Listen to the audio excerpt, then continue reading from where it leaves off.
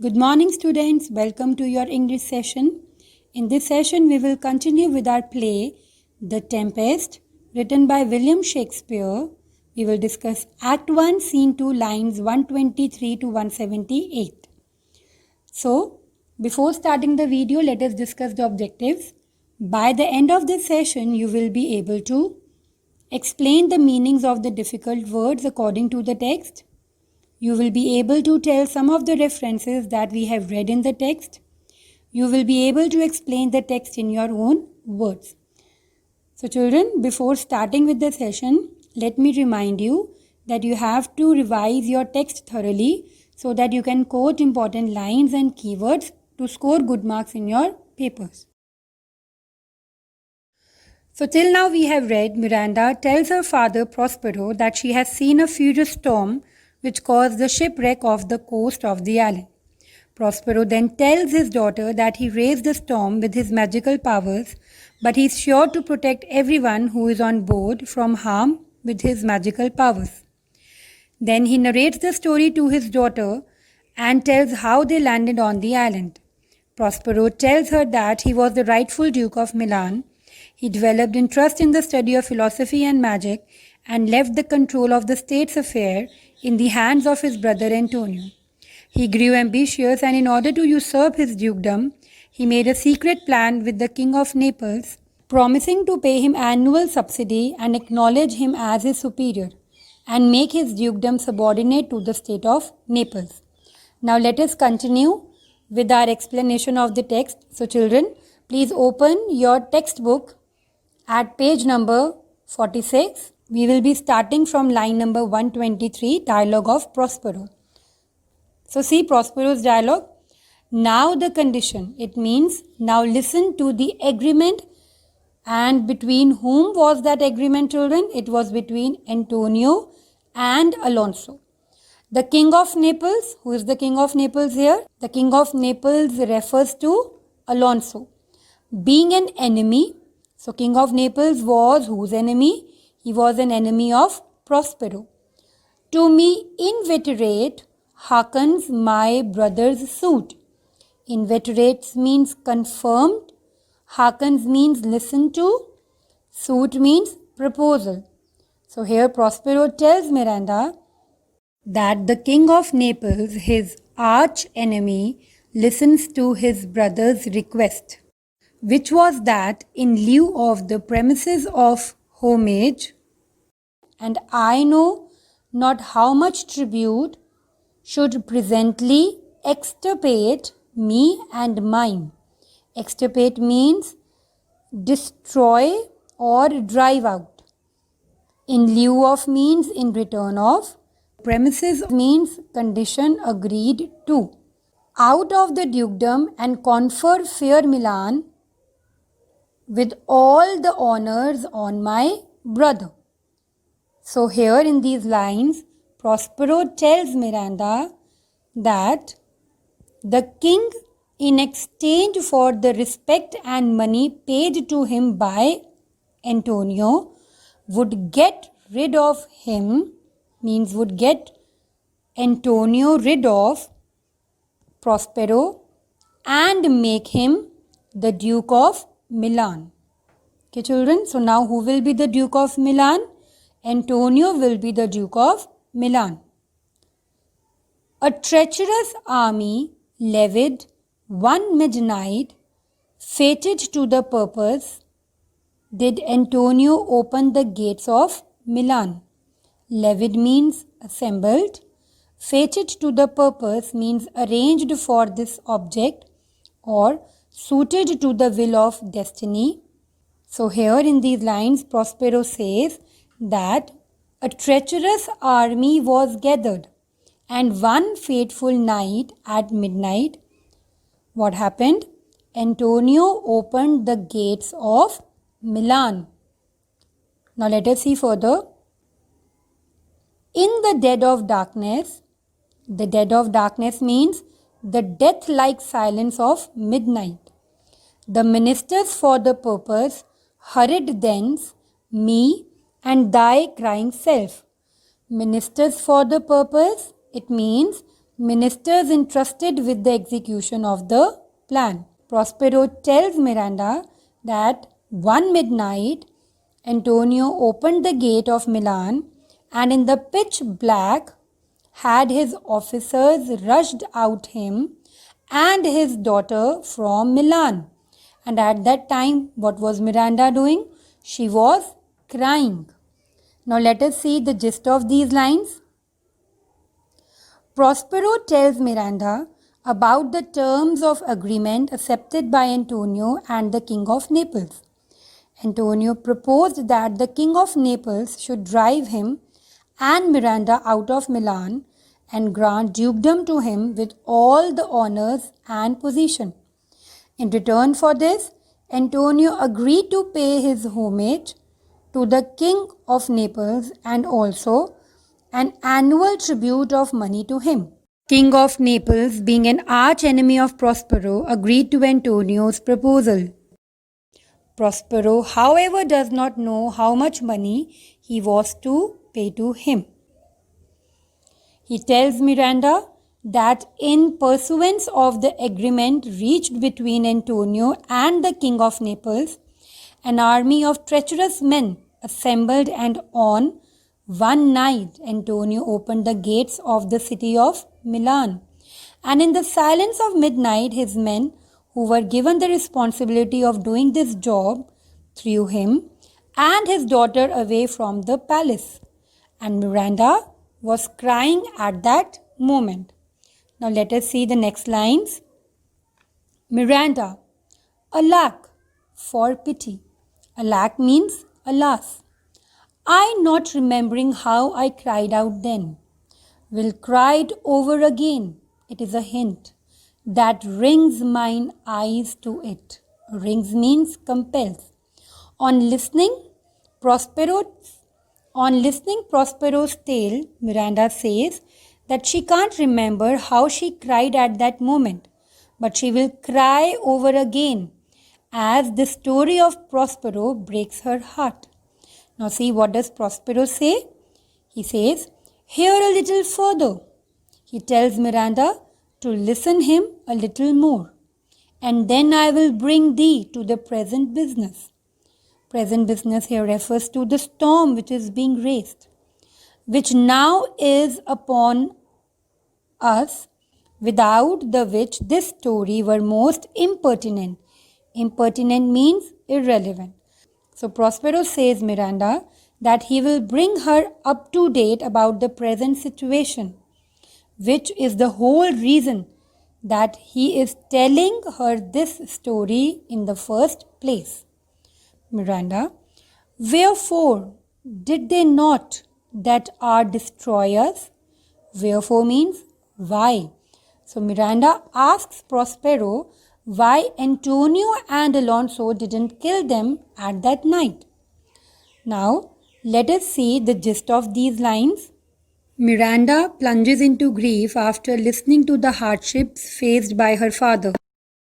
She tells him that she does not remember how much she had cried at that moment, but now, after listening to Prospero's tale, she would like to cry over it again. Prospero continues the story of his plight. Miranda asks her father why Antonio and King Alonso did not destroy them at once. Now let us see the next lines. Prospero, well demanded wench. Wench means girl. So Prospero gets impressed by Miranda's question and says it to be a good question. My tale provokes that question. Provokes means demands or invites. He says that his story raises that good question. There, they durst not. Durst not means they didn't dare. So dare the love my people bore me means so devoted the people were to me. So here Prospero answers that they didn't dare to do that because who loved him a lot? People of Milan loved him too much. A mark so bloody on the business, it means nor did they dare to make the affair of such a bloodthirsty nature, but with colors fairer painted their foul ends. It means, but masked their wicked designs under fair pretense. So, who were not able to show their bloodthirsty nature? So, they were Antonio and Alonso. And why could they not show this kind of nature? Because Prospero was loved by people of Milan. So what did they do, children? So they had to disguise their bloody intention. Now let us see the lines. In few means in a few words. They hurried us aboard a bark. Bark means boat. Bore us some leagues to sea, where they prepared a rotten carcass of a butt.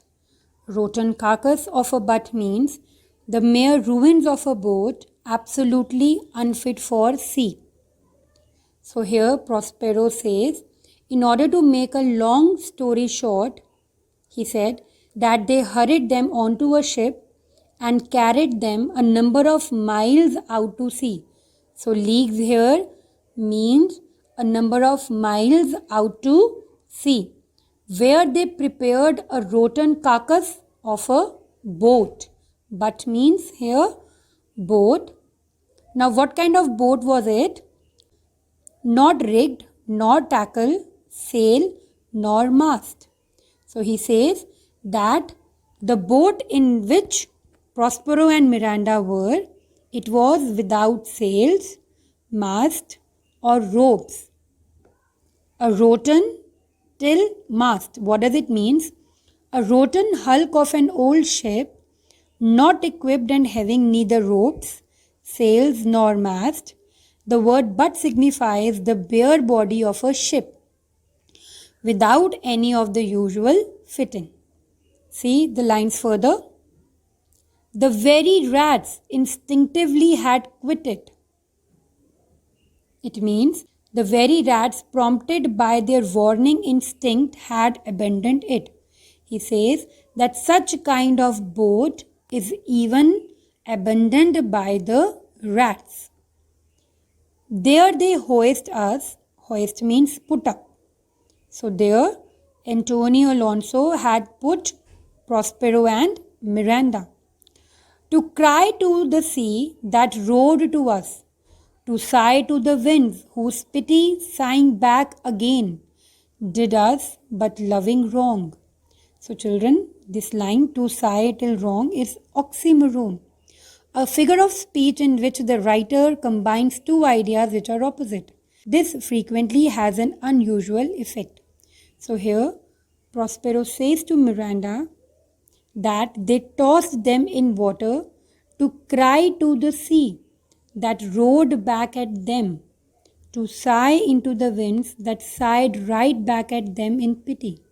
So this was the condition of Prospero and Miranda when they were left in that boat. Now let us see the gist of these lines. Prospero appreciates Miranda for asking a good question and tells her that Antonio and King Alonso do not have courage to destroy them because people of Milan were devoted to Prospero. Therefore, they don't dare to make it a bloody affair. So they masked their wicked designs under fair pretenses and forced Prospero and his daughter Miranda into a ship to a few leagues, where they had a rotten hulk of an old ship having neither ropes, sails, nor mast. Such kind of boats are even abandoned by rats. They left them to the mercy of the sea. Now let us see the lines. Miranda: alack, what trouble was I then to you? Miranda tells her father that at that time she would have been a burden on him. Prospero: oh, a cherubim. Cherubim means angel. Prospero tells her that she was a little angel. Thou wast that did preserve me, who kept him going. So she was the one who kept Prospero going in this difficult situation. Thou didst smile, infused with a fortitude from heaven. Infused means inspired, fortitude means courage. He says that she smiled with a strength which she must have got from heaven. When I have decked the sea with drops full salt. Decked means sprinkled.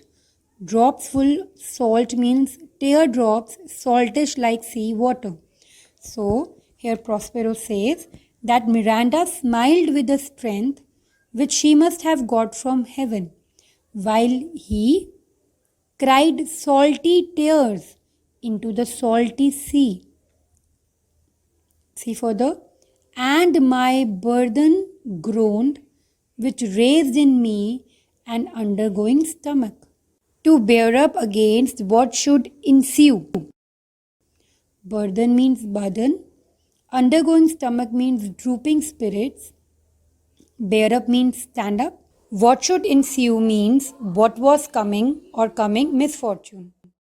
So he says that he groaned at their situation. So who groaned, children? Prospero. And who had done bad to him? His own brother had done this thing to him. But Miranda's smile sustained his spirits against whatever would come their way. So who was the ray of hope for Prospero? It was Miranda's smile. Now, let us see gist of these lines. Miranda gets more and more astonished on listening Prospero's tale, and with heart-melting pity asks her father that she must have been a source of great trouble to him. Prospero, in a tone of admiration, tells Miranda that she was an angel to him as she kept up his spirits in such a situation. He told her that he covered the sea with bitter tears and groaned under the weight of his misery. But in this terrible time, Miranda's innocent smile gave him strength to endure all that was to follow. Now let us see the next lines. Miranda, how came we ashore? So Miranda asks Prospero that how they managed to get ashore. Prospero, by providence divine. Providence divine means loving care of God. Prospero replies that all happened with God's help. Some food we had and some fresh water that a noble Neapolitan, Gonzalo, out of his charity, being then appointed master of this design. Now let us discuss the meaning. Neapolitan means a native of Naples. Out of his charity means because of his kindness of heart. So children, who is Gonzalo? Gonzalo is a noble courtier in Alonso's court. So Prospero tells Miranda that they had a little food and some fresh water that who had kept in his dilapidated boat, that a nobleman from Naples had kept. And what was the name of that nobleman? His name was Gonzalo. Gonzalo has done this favor to Prospero out of kindness. Being then appointed master of this design. Master of this design means executor of this plan. So, which plan we are talking about?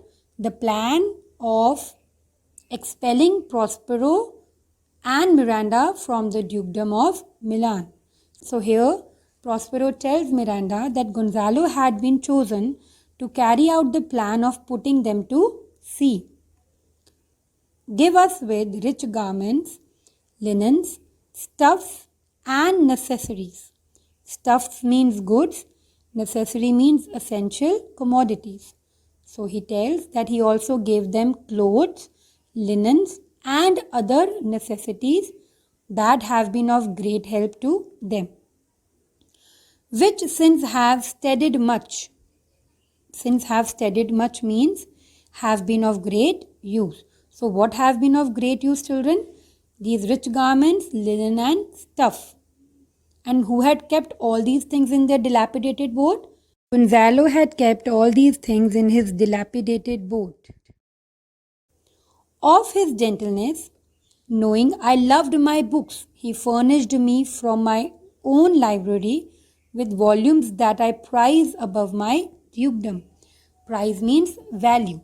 So he tells that knowing how much Prospero loved his book, Gonzalo gave some books from his library that he values more than his dukedom. So children, now let us see the gist of these lines. Miranda asks Prospero how they reached the shore. Prospero answers her that by the loving care of God, they reached a shore. He tells her about Gonzalo, a noble courtier of Naples, who was in charge of the operation, that is, to oust Prospero and Miranda in a dilapidated boat. He out of kindness provided them with food, water and clothing, which had been of great use to them. Above all, he provided Prospero with his books on magic, which were dearer to him than the dukedom. So I hope that these lines are clear to you. Now let us see further. Miranda, would I might but ever see that man. So what does Miranda wish? She wishes to see that man someday. And who is that man, children? That man here refers to Gonzalo. So see here the meaning of these lines. I wish that I could sometime see this man. This man here refers to Gonzalo. So children, this is a dramatic irony. Dramatic irony is a form of irony. It is defined as when an audience watching a play understands what is going on in a situation while the characters are unaware of what is happening. Miranda does not know that Gonzalo is on the island, but her father and the audience do. Prospero, now I arise. So Prospero stands up, resumes his mantle. Mantle means he put on his magic cloak. Still, still, and here the last of our sea sorrow. Still means quiet. Sea sorrow means suffering on the sea. He tells Miranda to sit still and listen to the last of their sad sea adventures. Now see what has he told? Here in this island we arrived. So where did they arrive, children? They arrived on an uninhabited island. And here have I thy schoolmaster. Schoolmaster means teacher. Made thee more profit. Made thee more profit means have made you progress more, have brought you more advantage than other princesses can that have more time for vainer hours and tutors not so careful.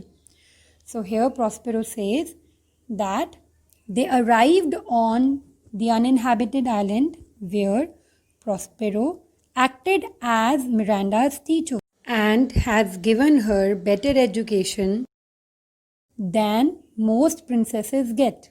So children, princesses at that time have less careful tutors who spend their time on useless things.